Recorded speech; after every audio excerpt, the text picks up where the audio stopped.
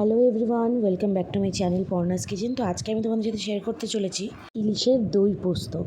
তার জন্য আমি প্রথমে মাছগুলোর মধ্যে হলুদ আর লবণ দিয়ে দিচ্ছি, দিয়ে ভালো করে একটু সর্ষের তেল দিয়েছি, ওটাকে ভালো করে আমি মাখিয়ে নেব। তারপর মিক্সিতে আমি সর্ষে, কালো সর্ষে, সাদা সর্ষে আর পোস্ত একটু বেটে নিচ্ছি মিক্সিতে।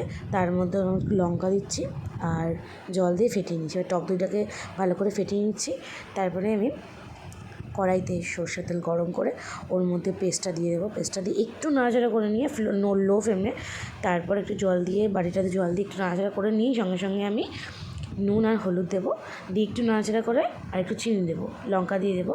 তার মধ্যে আমি ফেটিয়ে রাখা টক দইটা দিয়ে ভালো করে নাড়াচাড়া করে নেবো। খুব ইজি প্রসেস। তারপরে আমি একটু ফুটিয়ে নিয়েই মাছগুলো দিয়ে দিচ্ছি। ঠিক আছে, তো মাছগুলো দিয়ে দেওয়ার পর আমি 5 মিনিট 10 মিনিট করে লো ফ্লেমে এপিট ওপিট হতে দেবো ঢাকনা চাপা দিয়ে। তারপরে একটু জল দিয়ে ওটাকে ফুটতে দেবো আমি 10 মিনিট মতো, মিডিয়াম টু লোতে। দেন ওটা ভালো মতো ফুটে গেলে আমি মাছগুলোকে আবার একটু উল্টে দিয়ে দেখে নেবো সিদ্ধ হয়েছে কি না। সিদ্ধ হয়ে গেলে আমি নামানোর সময় সর্ষের তেল দিয়ে ওটাকে নামিয়ে নেবো। তো রেডি আজকের রেসিপি। Thanks for watching.